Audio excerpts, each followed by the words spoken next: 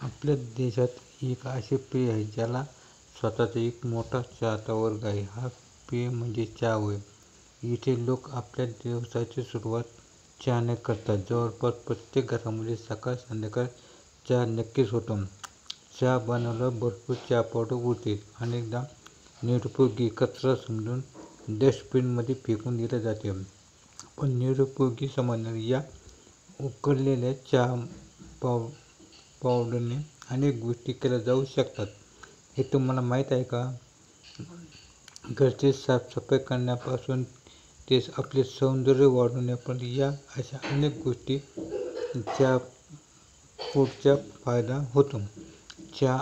तुम्ही चहा पूड फेकत असाल तर आता अजिबात असे करू नका. चहा गाळून राहिलेल्या चहा पावडरचे फायदे. उकळलेल्या चहा पूडच्या मदतीने तुम्ही तुमच्या घराची स्वच्छता करू शकता. या चहा पूडने तुमचे घर साफ करणे अगदी सोपे होईल. या चहा पूडच्या मदतीने घरामध्ये आरसे अगदी नव्यासारखे चमकू लागतील. यासाठी उरलेल्या चहा पावडर पुन्हा पाण्यात उकळा. हे पाणी स्प्रे बॉटलीत भरून ठेवा. अगदी दररोज याच्या मदतीने आरसे स्वच्छ करा. अशाने तुमचे आरसे कधीच अस्वच्छ आणि जुने दिसणार नाहीत. यासोबतच तुमचे गॅस बर्नर किती काळे झाले असले तरी तुम्ही ते काही मिनिटांमध्ये चहा पूडच्या मदतीने साफ करू शकता.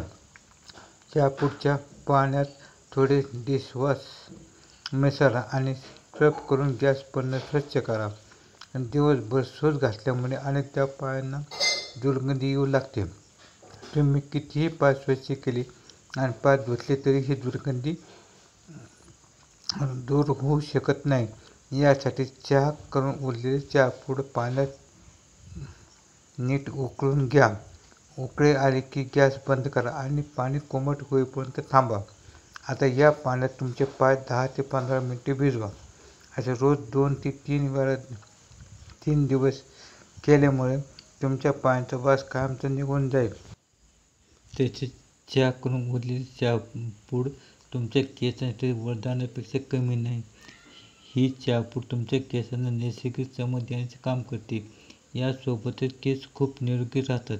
यासाठी तुम्हाला फक्त स्वच्छ पाण्यात उरलेली चहा पूड उकळावी लागेल.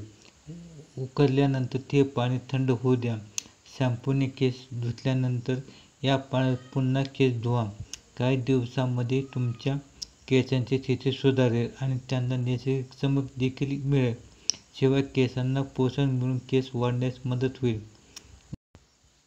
तसेच घरामध्ये झाडे वनस्पती असतील त्यांची वाढ चहा पूडच्या साहाय्याने दुप्पट करता येते. यासाठी फक्त उरलेली चहा पूड तुमच्या झाडांना खत म्हणून घाला. त्यामुळे झाडांची वाढ चांगली होऊन ते निरोगी राहतील. फक्त लक्षात ठेवा, आपण साखरेसह हे पाणी चहाचे पाणी वापरू नका. उरलेली चहा पावडर आपण उपयोगात आणा. अशा पद्धतीने चहा पूडचा उपयोग आपण आपल्या जीवनात करू शकतो व आपले आरोग्य सुधारू शकतो.